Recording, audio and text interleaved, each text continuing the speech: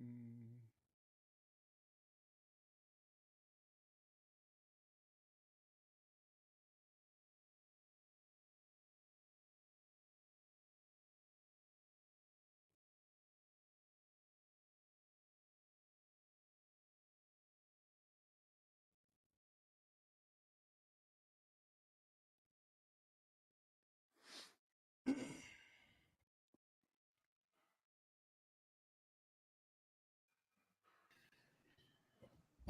Noah, Chris Koerner, how are you, man? at peace. How are you? I'm good. I'm good. I'm having a good day. Nice, man. Nice. Yeah, it's a nice day out here. You're down in Austin, right? I am. I am. Where are you? I am about 3 hours north, DFW. Oh, are you, dude? How do I get a $1 million weekend copy in your background? Let's talk about that. Um, well, I can. Yeah, how do we do that? I don't know. Do you have a copy of it? I don't. Not on me. It's at the office. Oh, but you have a copy of the book. Yes, Oh, okay. I read the book. I love the book. Me too. How are you today? What's going on with you? Oh, good, man. Good. Sorry, I trying to get this broadcast going. Let's broad it. All right. What's your day job? You're like real estate. You own like mansions. No, dude. I own the opposite. I own RV parks, mobile home parks, and businesses. You're one of these holding company bros. I am. I'm like the stereotypical sexy hold code that's really not that sexy or that big even. I appreciate. Well, let's maybe you'll share about that on air. I'd love your honesty. Yeah. Well, I've been doing this for 15 years, and I've got shiny object syndrome, and I fought it for 15 years, and now I'm like, this is me. This is what I have. So, if I have seven figure businesses instead of one 10 figure business, whatever, I'm having fun. So that's my justification anyway. So are we streaming this? Yes, I'm getting it going right now. Let's see. Yeah, I'm happy to try this out. This is cool. I'm curious to see how it works. Yeah, this is week 12, and it's been really fun. I didn't know if I would like it, so I put kind of an end date on it, but I'm having a lot of fun. So Han, do you like live stream it on your Twitter? Yep, and on YouTube, and then I put it on. Then I edit it and put it back on YouTube and on podcasts as well.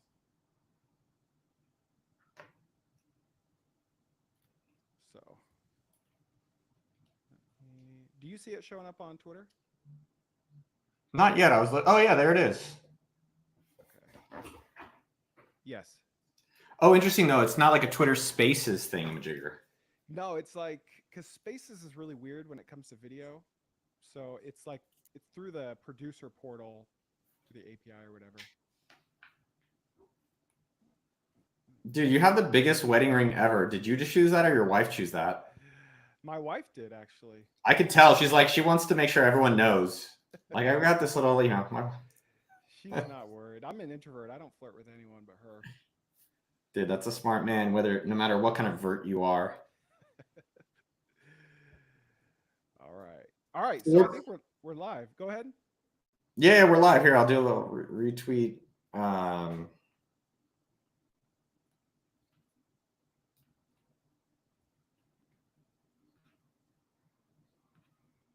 we're live. Yeah, we're out here. Let me see. You are light. What do you mean? It was a little hard to hear you. Not as loud as I thought you'd be.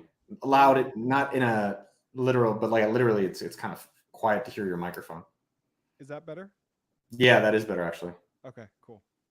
So what do we're here to like give out free business advice. We like give free coaching to people. Absolutely. Yeah, it's like Dave Ramsey, except actually tactical and strategic, and not just like make more than you spend. So Hold on, my wife's screaming my name. One sec. Chris, what's up? hey, Hey guys, give me one second. I'm just jumping in. Your audio sounds terrible. Mine or his? No. Your audio sounds great. I can't hear Chris hardly at all. Chris, dude. I'll be right back. Okay, Noah can hear me fine. You sound super low. Well, he just said that, and I just turned it up, and then he said it was Okay, now you sound a little. Now you sound way better. okay. Okay, sorry. That was it. I'll leave now. All right. Good to see you. Yep. All right, let's do business problems. All right. No, you hear me okay now? It's still light as hell, man. Like you sound light. I can make jokes while you get your microphone working. All right. How about now? $800,000 microphone. Is that better? We better now? You're great. Here, Okay. I'm just gonna do product placement Okay. while we wait for it. And I'm gonna have someone superimpose it on the background in post production. It's gonna look really obviously fake. So. All good. All right. I'm gonna let in Riley, and then I'm gonna intro you, and then Riley will ask his question, and we'll just get right after it. Cool. Hell yeah. All right. All right, Riley. Thank you for joining. So, Riley, before I have you talk, I'm going to introduce Noah Kagan. Noah Kagan has literally been blogging for a quarter of a century. It sounds a lot longer than it is, but 24 years, right? 2000. He is the co-founder of AppSumo, employee number 30 at Facebook. I have not been reading his blog since I was 13 years old. I've been reading it probably since I was 23, though. And it's an amazing blog. And he just wrote a book called $1 Million Weekend. And on one hand, I love the book because it's really good. And on the other hand, I kind of hate it because it's in my head. And it's like kind of the book that I wanted to write one day, but he beat me to the punch. So now I have to think of something else to write about. We were going to put your name on the cover. It was going to be Chris Koerner's Presents $1 Million Weekend, written by Noah Kagan and Tal Raz. I should have answered that text, man. I'm really bad about that. You know how you gave me that voice memo that was 4 hours long, and then I literally copied all of it into a book, into Audible? That's it. So be careful. Don't do that. To my lawyer. Sleepwalking and voice memoing. It's dangerous. Anyway, thank you for joining, Noah. Happy to be here. Thanks. All right, Riley, just tell us what you've got. Sure. I'll try and keep it simple. About a year ago, I made a big transition from owning an auto detailing business to a startup in finance. And so it's been rewiring my brain to learn how to market a different type of business. So we are in the financial services industry.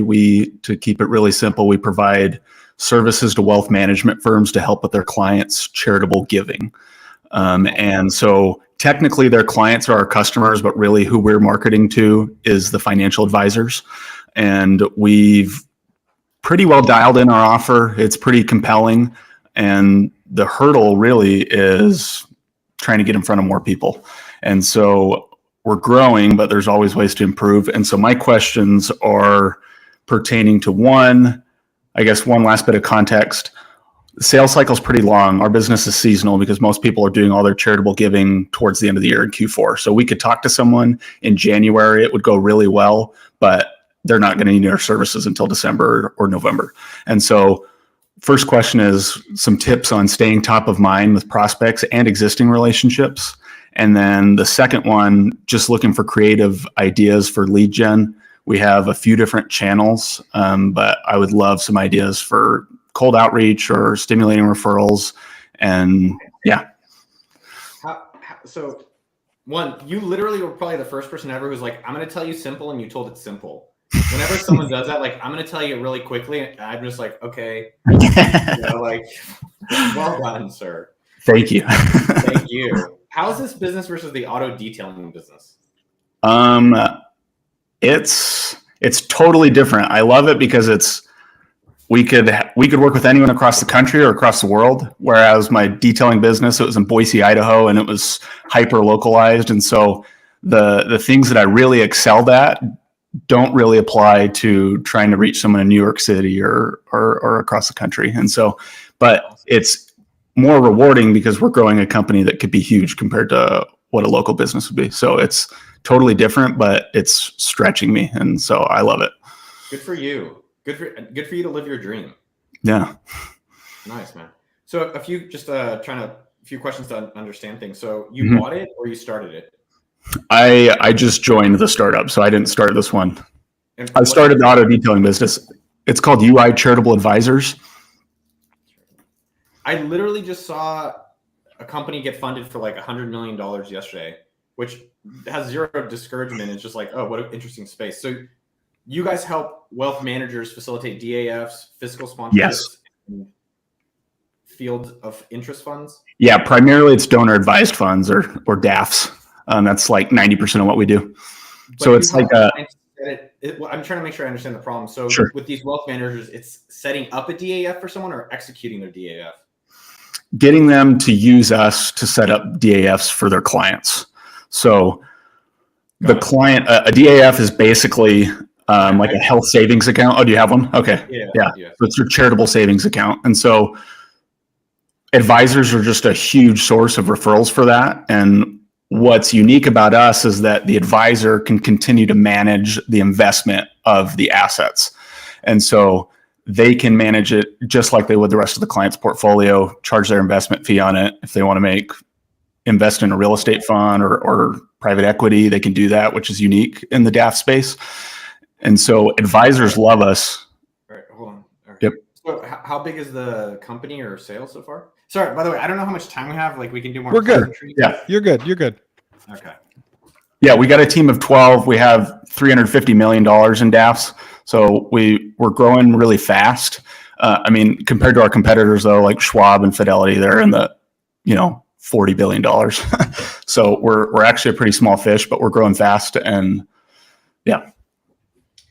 It was funny. I was thinking last night, one of the best companies to kick their ass is Google, because they kind of like drag their ass on some of these areas that I think are opportunities. Like they gave up Google Reader. Mm-hmm. That is gone. And I was just thinking about other areas of their business. Like they haven't updated Gmail in forever, right? It's like the same email thing for 10 years. So I like the idea you're going out, because I did my DAF, which for people, I guess, that don't know, it's sure. You give stock, and then you get a tax write-off on that stock, and then that stock now is only used to donate money to charity. Yep.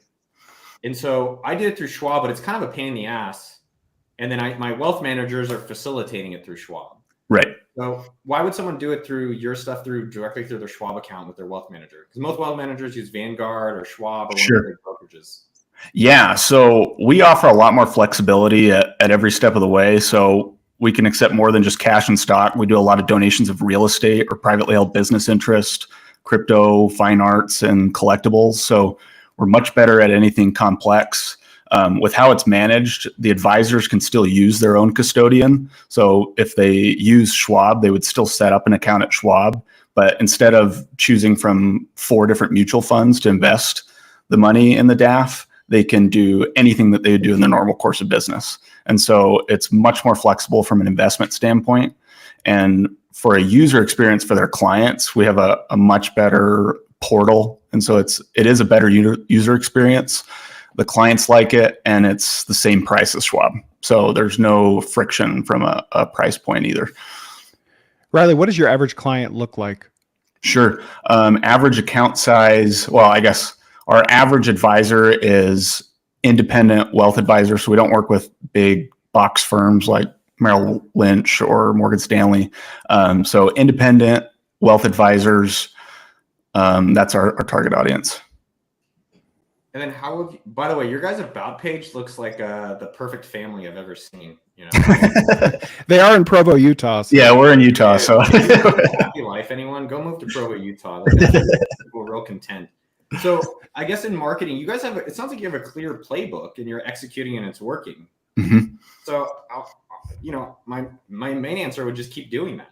Okay. I know you're looking for something new, but I think something old is more successful, which is, sounds like you have a play. How do you guys get a hold of these wealth managers currently?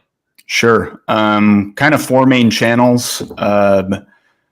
And the first one is hopefully going to be our biggest one eventually, but finding some formal integration partnerships, which could bring in a lot of inbound leads. 2, attending industry events. So going to conferences in the wealth management industry, referrals from existing advisors, and then cold outreach.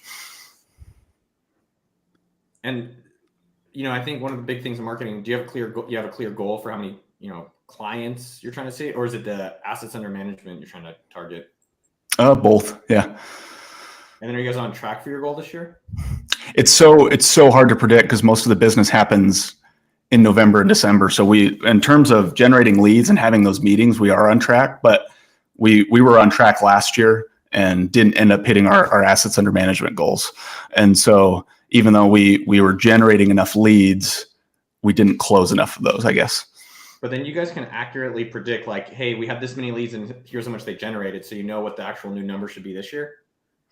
It's just so unpredictable because we could get, a $20 million DAF come in the door out of nowhere, or it could be a bunch of $50,000 DAFs. And so trying to predict the size, and it's been really tough to predict. Riley, if it's a $20 million DAF, what do you guys make on that? And how long do you expect that customer to stick around? Sure. With the big ones, so we charge, the way that we make money is we charge an AUM fee. So it's based off of what's in the account. So if they donated 20 million and then immediately send it out to charity, we'd barely make anything.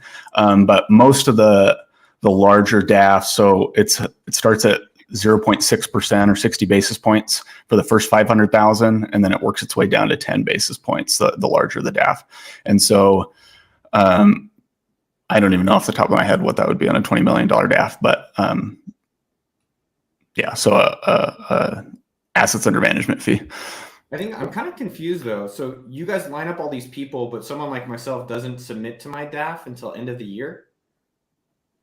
That's just when people end up making their donations, at least the large bulk of them. I don't know if I buy that. Because I think it's like at the end of fiscal year, so you want to lock in the tax benefits. Mm-hmm. I think is there a benefit for me getting it in now? It would be the same benefit as doing it at the end of the year, but I think the reason why we see so much at the end is because people are having their whatever annual or quarterly meetings with their advisors in September, October, and they're looking at how much they made this year, looking at what their tax burden is going to look like the next year, and then that's what's pushing them to make a contribution before the end of the year. Are you guys trying to get more clients that are super rich like Chris or like low rich like me? We've seen the most success with the higher net worth just because our offering is a white glove, super flexible, lots of creative things that people can do from a philanthropic standpoint. It benefits people in the lower income brackets, but it's more negligible to compare us to Schwab if it's the smaller DAF, but the benefits do really show up with high net worth people. What's high net worth? I guess I would say over 500,000 in a DAF. There's, giving to international organizations, we see people that will, instead of just writing a check to a charity, they could issue a loan at no interest, so it still benefits the charity, but just more creative ways to fund philanthropic endeavors. But it doesn't necessarily make sense if you don't have more than 500 grand in your DAF. Dude, I think my DAF, the two pain points for me is one, my DAF is 12,000. Mm-hmm. So I donated all my Intel stock because Mm-hmm. Intel's trash. But then secondly, the thing that was sucky about the way that it worked for me is when I donated the stock, it converted it into some generic balanced fund. Is that how it works in all DAFs?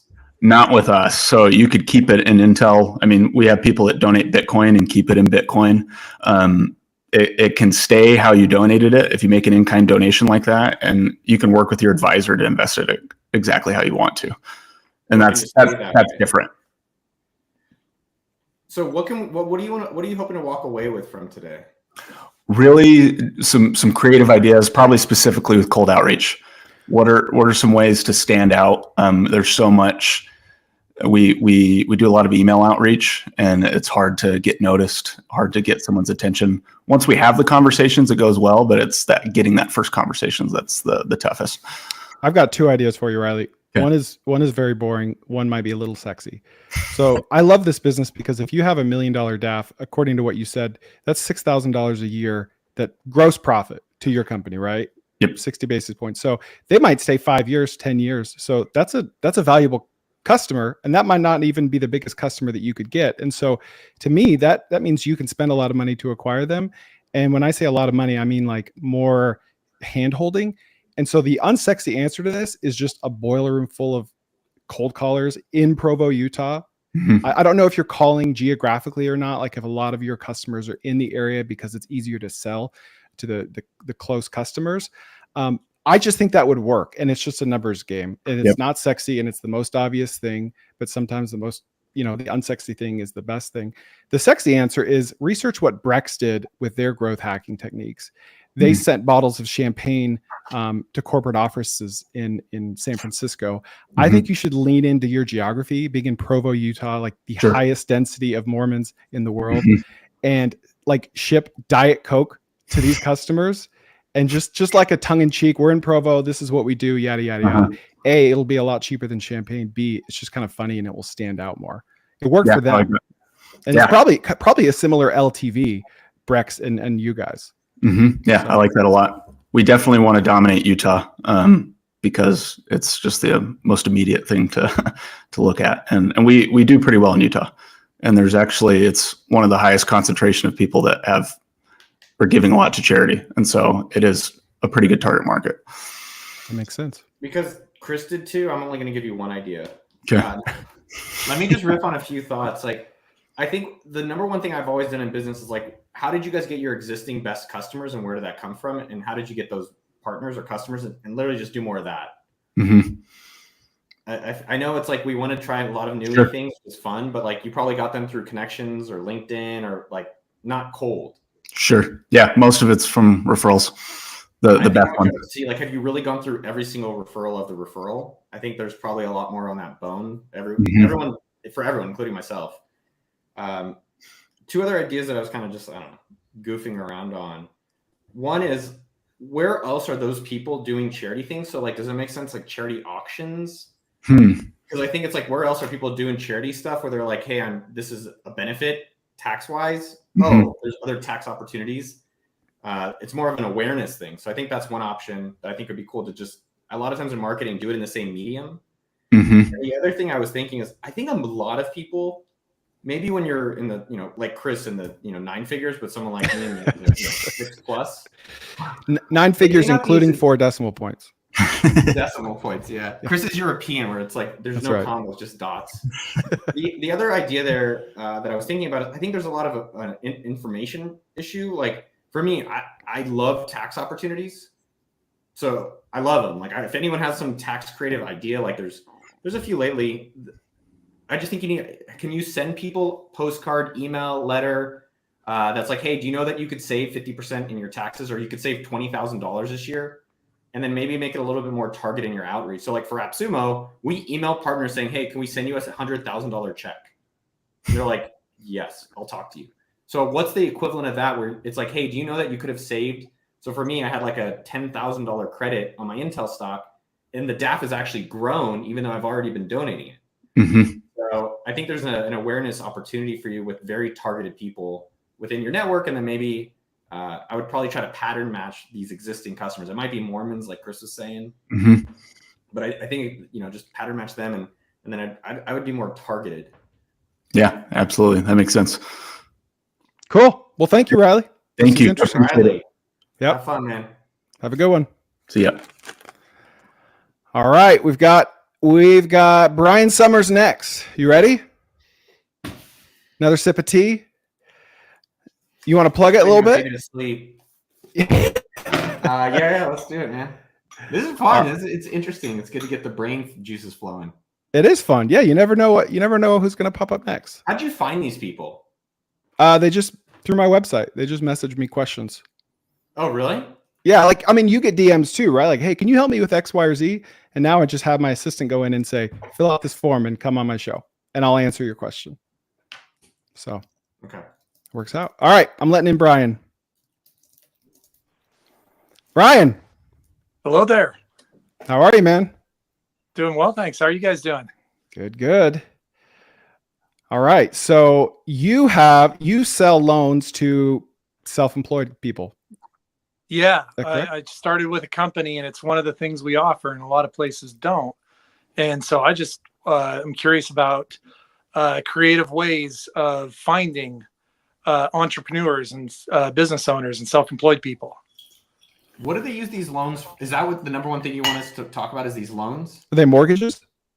Yeah, they're mortgages. So most loans, they have to go by what they claim on their taxes. So if they write off a bunch of stuff, they're screwed when they go in to get the loan because they have to go by what their taxes state. But these loans we're able to go by bank statements. So we can look at 12 months or 24 months of their bank statements and then go by their revenue. If we can see that a lot of cash is coming in, then we can qualify them with that. What So do the it's rates loans look like? Oh, sorry, Chris. Yeah, go ahead. It's loans for kind of entrepreneurs. Yeah, exactly. And self-employed, anybody that's self-employed.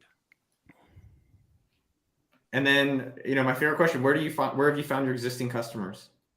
So mostly I've done a different kind of loan, mostly VA loans, working with veterans. And so I was in a company that specialized in that, and they would send out mailers, and we'd get calls in.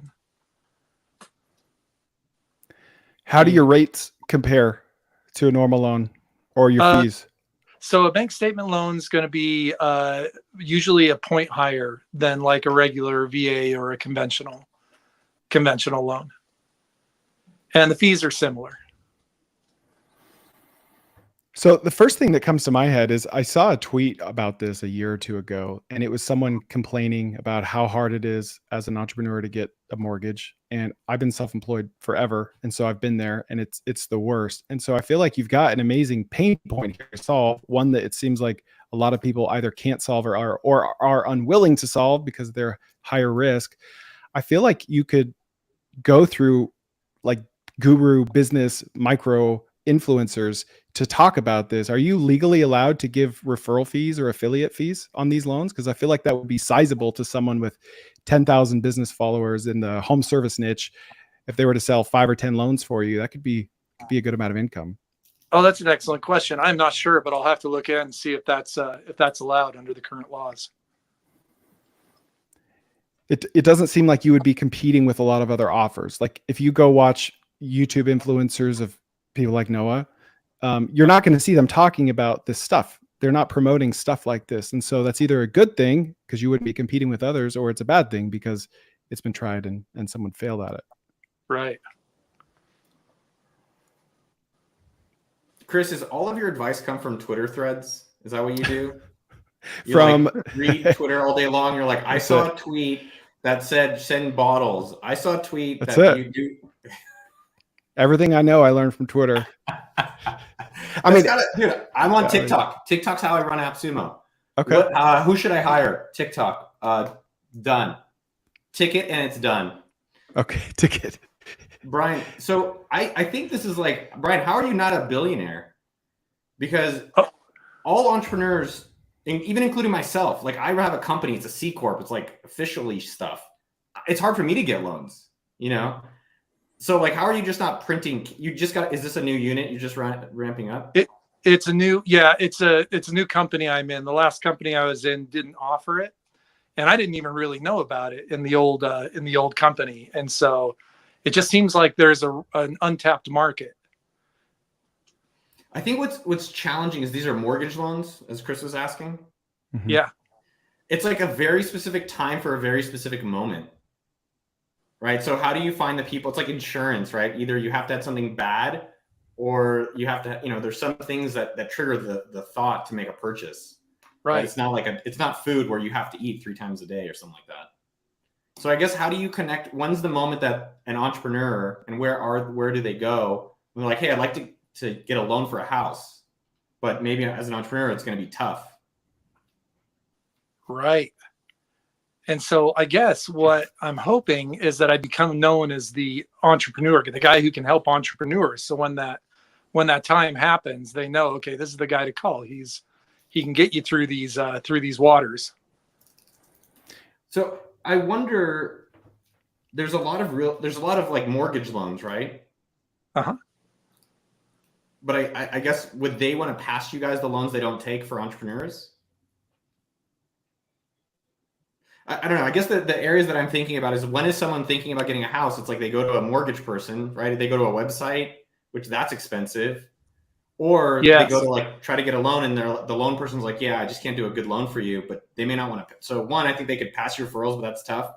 I think the other thing I would be curious about is, could you connect with more people that have a lot of influence to solopreneurs? So specifically, I was thinking about, are there incubators? Are there accelerators? Are there groups that have a lot of freelancers or self-employed people making 6 figures probably, or close to 6 figures, so they can even afford a house nowadays? But I think it's like, how do you get your seed planted in these key areas? So would this be like local groups, are you thinking, or places on the internet? I think one of the groups I would think about is like, Dynamite Circle, Join Hamptons, Entrepreneur Organization, YPO, people that honestly have money, right? Because some of the smaller groups, it's not that they're smaller, but like I think you could hit up incubators. I would try that as an approach. Okay. Yeah. Even Brian, what if you just bought ads on like lendingtree.com, right? People go to apply for a mortgage and they're pessimistic because they're self-employed, and then they see your ad for the self-employed mortgage guy, right? Like that could be your name, that could be your brand. And that's, to me, if it's such a problem, which I believe it is, as soon as people just see your name, they're going to be interested before they even see your content. That's what my, back to Twitter. I'm sorry. No. Are you doing one more Twitter reference? I'm doing it. Like when I first started on Twitter on my newest account, I didn't start as Chris Koerner because no one wants to read what Chris Koerner has to say because they don't know who Chris Koerner is. But I started as the mobile home park guy because I had just bought and sold 25 mobile home parks. There was strip mall guy, there was self-storage guy, there was no mobile home park guy. So I thought, okay, people are going to judge me based on the fact that they're going to assume that I know stuff about mobile home parks, not on the fact that I'm some no-name, right? And so if you go create a persona online, people will read your content through a positive filter. They'll have positive confirmation bias as they read your content, assuming that you'll know what you're talking about, and they'll be interested in you before they even read a word of what you say because of your name. Yeah. I would try that. Oh, that's great. Yeah. Thank you. Anything else, Noah? Yeah, there's a company, ocho.com. I don't Ocho? know.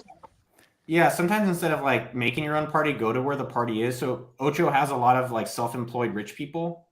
It's software for SEP IRAs and things like that. Like I try to go to where the party is that has my customers.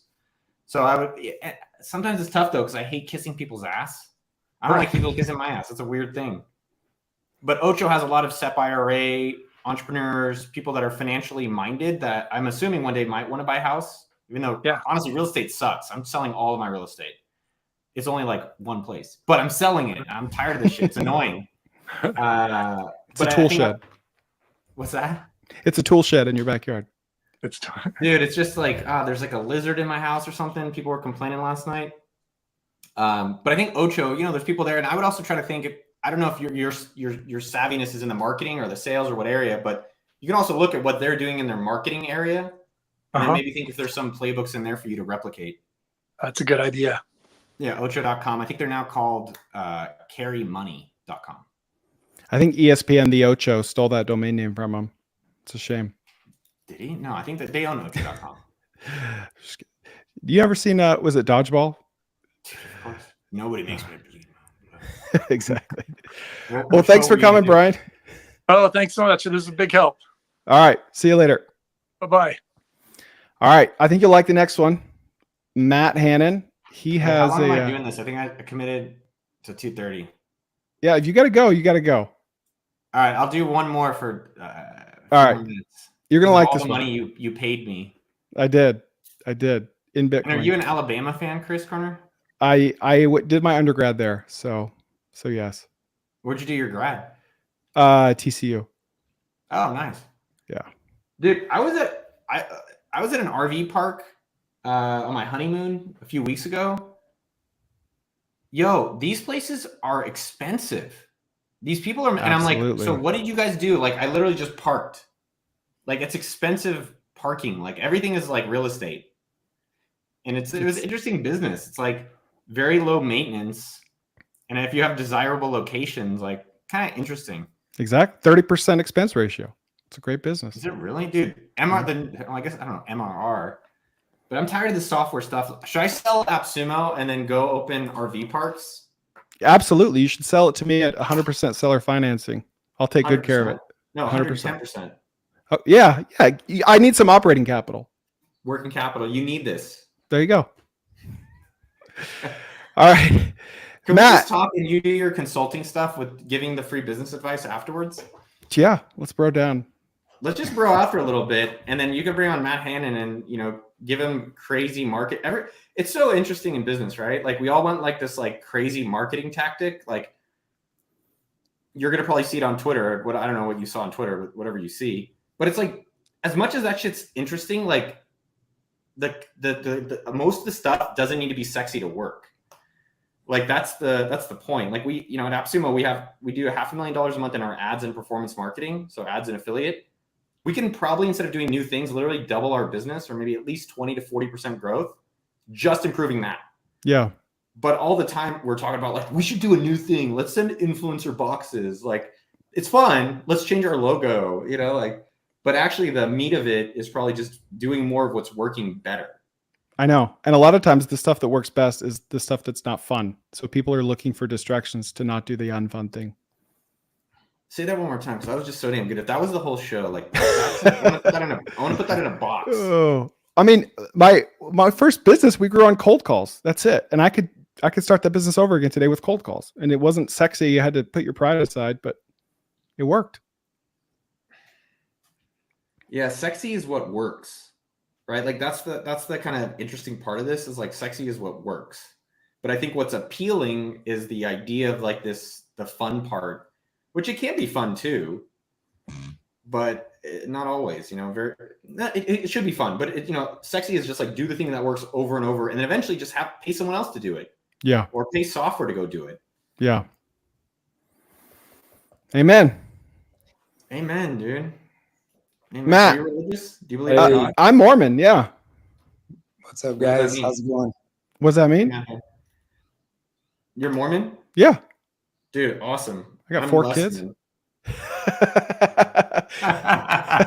Here's the thing I was wondering yesterday. Low T. What's that? You're low T, less man. Less man. So here's one thing I am low T. That's a true story. Who told you?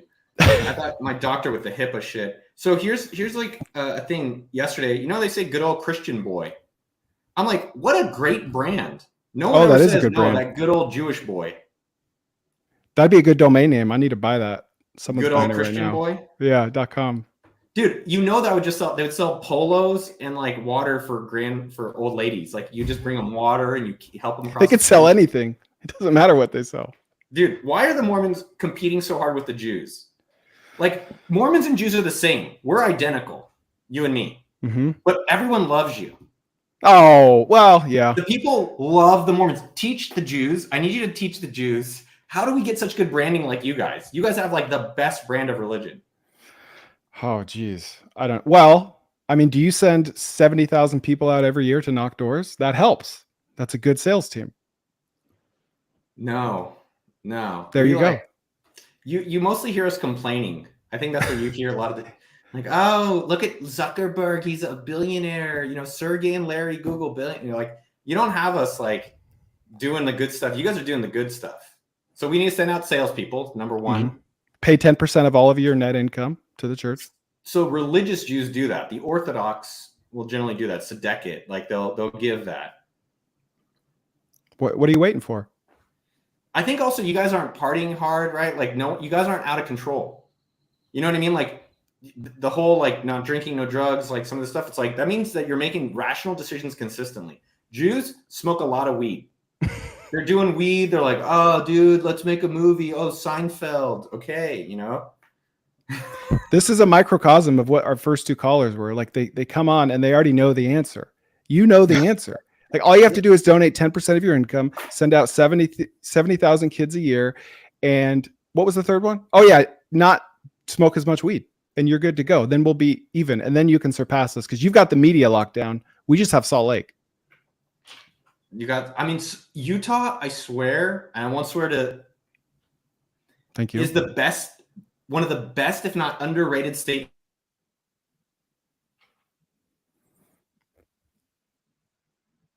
Uh-oh, we're losing. I think we He lost. went and got the worst Serious. freaking place in the world. Yeah, the Jews. Why did the Jews take Hawaii? The Jews should have taken Hawaii. It's such a better place. We're like, let's get this little tiny speck across, like around in a desert. You know, like why couldn't we take Florida? Just give us Florida. But the Mormons, you're like, yo, we're Mormons. You're not gonna like us. We really like just being homogenous. And you have an awesome state. I'm jealous. It is a cool state, but hear me out. Brigham Young could have kept going and he would have landed in San Francisco. That could have been ours. We could have had perfect weather too. San Francisco's trash. You guys could have because we didn't keep going. It wouldn't be trash if we kept going. Dude, if the Mormons ran California, I would move back. I would leave tech. I would literally get in a wagon and I would go back. That's amazing. Dude, you guys would run California so well. Everyone would be happy. Everyone would be friendly. It'd be super clean.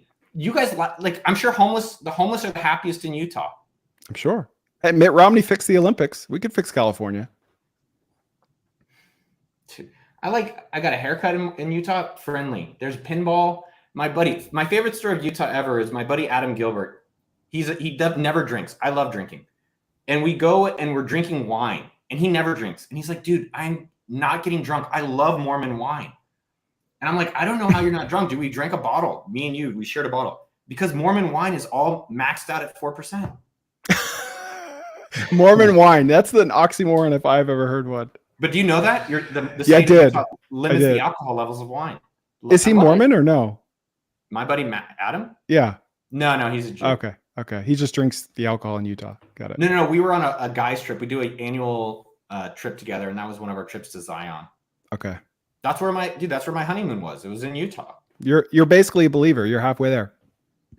You know when people talk, I just read the Bible. All of it? Read the Old Testament too? What's that? Old Testament as well? It's the picture Bible. Okay. So I don't know which story. You guys have there's so many books, man. Like I know. It's a lot of books, but my buddy sent me the picture Bible by Robert Crumb from Jesus or from whoever. And it's just a lot of stories, man. It's like crazy stories. You know, really they're wild. So it's like all these religions have great stories. I know. We've got the best though. You got the best. Oh man. So I feel like we've helped everyone. Well, we got Matt here. Matt's got a question. Hey guys, what's going on? Is Matt Mormon? I don't know, Art. No. I'm Christian. He's evangelical. Hey, we're Christian too. We're Christian too. There you go. That's fair. I like God. Can I join? Me too. Absolutely. You're welcome. Okay. And even Jesus, dude. Guy sounds like a good dude. He's just trying to do good things. Mm-hmm. They killed him. Yep. I don't understand. So why did they kill him? Like, he sounds like he was doing nice to everybody and he was causing no trouble. They were intimidated. They didn't believe him. They thought he was blasphemous. Yeah. He's bold. He was too bold for him. Yeah, it's crazy. He humbled himself as a king, right? I mean, that's pretty legit right there. I don't know, man. If people let him do his thing. I know. Dude, do you think he could have stayed alive? Or he would have like... If he didn't deliver his message. Oh, anyways, wild stuff. And I love all the religions. I think it's super cool. It is. Matt, how can we help you today? And then I've got to go. Yeah. Okay. So here's the problem I have. So I'm a dentist, and so I have this website, mydentaladvocate.com. And so basically it's like a remote second opinion. So anybody can log in, upload their x-rays, fill out a brief questionnaire, and then I could review it and then get it back to them within 48 hours just for like $47. So I think the need, like, there's great value in it. I mean, you go to the dentist now and I literally got a root canal estimate, my third one on Tuesday. Did you really? Oh man, what was it? What was the estimate? So there's two. There's a consulting fee. Like, let me pull it up. I'll just show you the bills. Okay. I was just like, I'm not as price sensitive because I want my teeth fixed. Sure. Just make sure it doesn't have any of my personal information on it. So I don't even know any of this stuff. I just gave him money. So there's like, that's the bill for the consultation. It was just the consult. This is through an endodontics. Yeah. It's $515, and then the actual root canal thingamajigger, they're saying is $1,698. Okay. Not insurance. That's not including insurance. That's just like what they're claiming. So how do you feel about that? Are you in pain, or why did you need it? I haven't been able to chew on the left side of my mouth for 2 years. Oh, wow. Okay. So there's an issue. So you're wanting relief. Yeah. Okay. So sometimes, right? Sometimes people go to the dentist and they'll be like, you need 3 crowns, right? And they'd be like, well, I just went to the dentist like 2 years ago and my dentist didn't say anything about that. Like, I'm a little skeptical.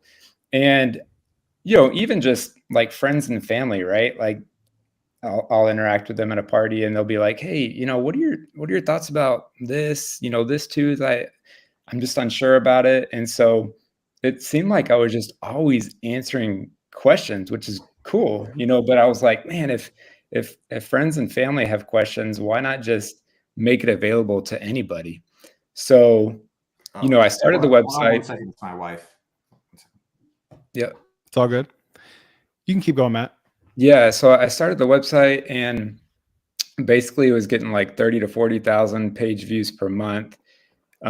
Just doing like SEO, traffic, writing product review articles, blog posts, and actually doing pretty well just from like a revenue standpoint. Like Amazon affiliate was paying like 2 or 3 grand a month just from like product reviews. So it was actually like outpacing just like the second opinion stuff. But like Google's pretty broken right now, I think. So just with the March core update, it just really smashed like a lot of small publishers and any kind of big media site or like big company can rank, but it's harder to rank now. So my question. Yeah, what's the question? Because I got some ideas.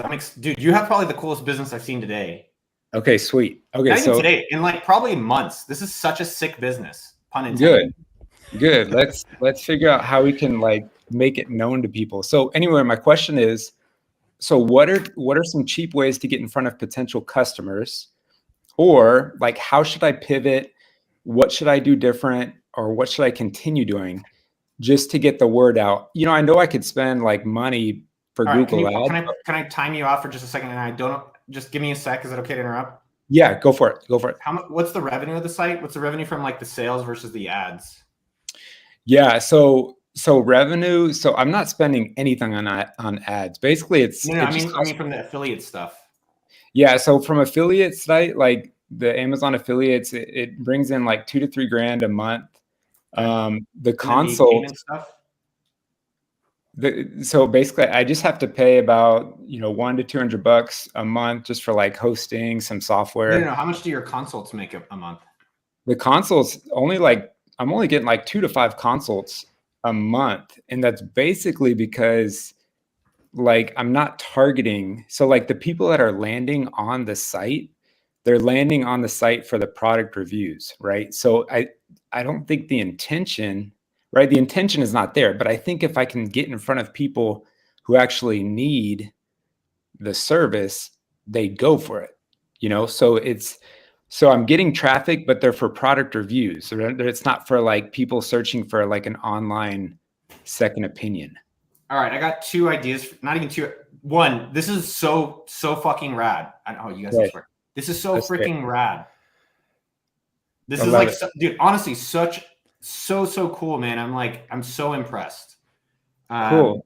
What do you got? So here's my 2 suggestions. Number 1, I actually think you maybe have built a platform for other medical professionals. I think that's almost as interesting as what you've done.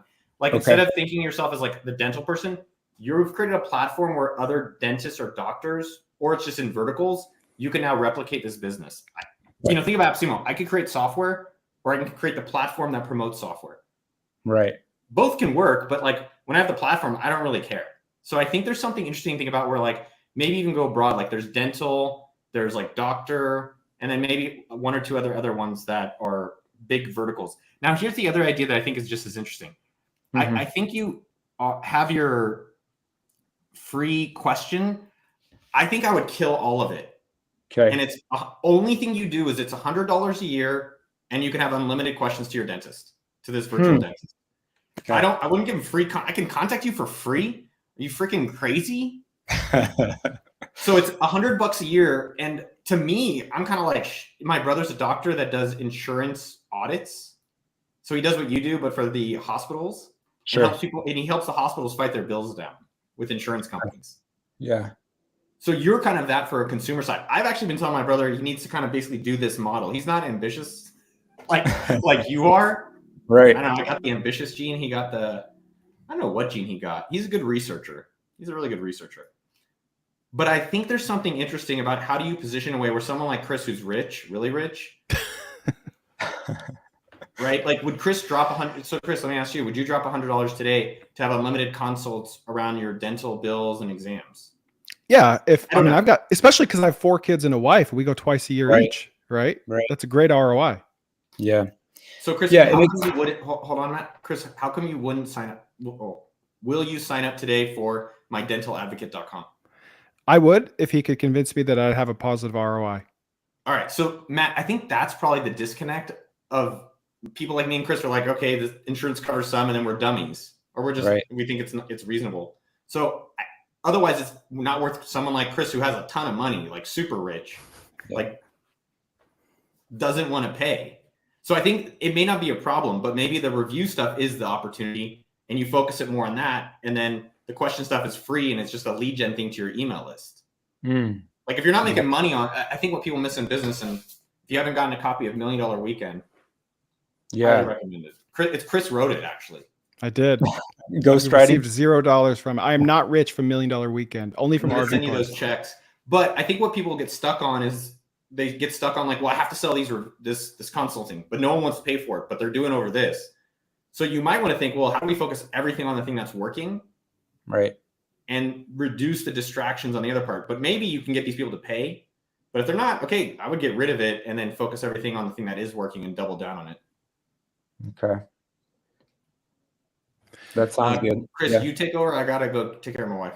Okay. Thanks for coming, man. Appreciate it. Matt, dude, send me emails. I'd love to hear how you're doing. What a cool business. Cool, man. Yeah, I'll send you an email. Right. Chris, thanks for having me on. Yeah, thanks for coming. Bye. Matt, I think it'd be interesting if you reached out to dentists directly and use them for referrals. So they give out a quote. Maybe the customer has a little heartburn, and the dentist can be like, listen, if you want a second opinion, check out this website. Right. And if, assuming he's an honest person, it's not going to harm him to refer him out to someone else that's only going to charge him $47, only for that person to come back and now want the $2,000 root canal. Right. Yeah, that makes sense. Have you tried? Have you tried going through dentists at all, or are you treating them kind of like a competitor? No, I'm treating it. I'm kind of like the advocate for the customer, right? Because I think like I still want to hold dentistry in good light, and so I don't want it to be like pit the customer against the dentist, right? Like I'm trying to. I just want the truth, right? And I think with anything, right? When you take your car into the shop, right? Like you don't know what they're suggesting, right? Mm-hmm. So like there's got to be a trust factor. But again, it's kind of relative. So like what you're saying is like, or just thinking about it, right? If you need one filling for $100, it may not be the best thing, but if you need like 3 crowns, 2 crowns, or easily, it's well worth it, So yeah. I think that my only concern if I'm going to dentist would be like they may get it may think it's a little fishy or maybe skeptical regarding it. But yeah, I was even thinking, because I love how you keep talking about like Outscraper and getting emails. Like if I could just get it in front of the people that need it, right? Like hand a card to like everybody walking out of a dentist office type of thing. I just need to figure out how to find that opportunity. Yeah. It's tough because you've got great SEO, but this is a very time sensitive decision that people are searching for. They're not going to Google it on their phone in the waiting room. And most people are just going to get the quote and then buy it right then, just by nature of how this transaction goes. I think one thing you could do to get more buy-in from both the dentist and consumers is to put some testimonials front and center on the site, emphasizing the ROI, right? Like I paid $47 to save $4,700 or something like that. First name, last name, picture, maybe even a video or two. Video testimonials perform super, super well on the landing page. Put it as close to the top as you can, because that's the most valuable real estate, so people don't have to scroll. I'm sure you have some sort of testimonials on here. Yeah, I see you have a tab. Yeah. Those need to go front and center. Okay. And then I definitely recommend using something like Outscraper to try to form some partnerships with dentists, even just friends that you have, and just say, hey, is this even relevant? Would this even come up in your everyday work? And get some feedback, and then see if you can get them to refer someone. Give them half of the revenue, right? Right. Yeah, I was even thinking like even partnering with like a dental insurance, right? Because then you could potentially save, for them too. Mm-hmm. So it could be a cool angle as well. But yeah, no, I appreciate those recommendations. So. Yeah, absolutely. Well, thanks for coming on, Matt. Cool, man. All right, we'll see you. All right, see ya. Bye. Brendan. Hey, Chris, how's it going? Good. Thanks How for are you, having me man? on the show. Good. How Of are course. Good. So we've got one more after you, Seva. Okay. I think that's how you pronounce them. And we're running short on time. So I understand that you're looking for something to supplement your income that you can take on before having to quit your job, correct? That's correct. Yeah, I'm looking to build something up and then maybe potentially leaving the current job that I'm in. What is your current job? So I work a rotating shift schedule. I'm an operator in an oil refinery. Okay. So I've been blue collar my whole life. Trying to look to possibly make a transition from being the worker to being the business owner. Mm-hmm. I understand basically it comes down to two things. You either have to have a lot of cash or a lot of sweat equity. I think I have a little bit of both that I'm willing to put forward before making that leap. But I'm having a hard time getting to like know what I actually want to do or is profitable for me. Yeah. Honestly, I don't think you need a lot of cash or a lot of sweat equity. I think you just need the right idea. I'm on this like framework recently that I can't get out of my head, where a lot of people call me and say, "Hey, I have this idea. Would this work?" And I always kind of push back and turn it on them and say, "Is that the right idea?" Because almost any idea would work. The pet rock worked. The pet rock worked. Like stupid ideas work. Yeah. It really comes down to the distribution. So question number one, is this the idea that I should pick? Maybe spend more time thinking about the idea and less time thinking about how to execute the idea. And then the second question is, how can I distribute this product or service? AKA, how can I sell it? Okay. Do you like home services? Home services are okay. I used to actually be a plumber's helper. My uncle owned his own plumbing business, and when I was like 19, 20 in college, I was helping him before I went on and did my own thing.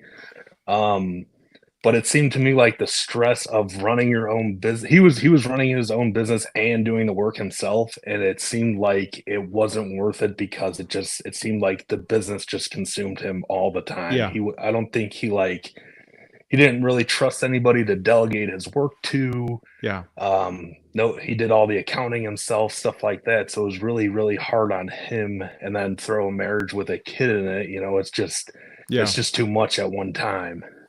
So I was kind of dabbling in that, I guess, but back out of it. So I wouldn't recommend that just because of the licensing that it requires.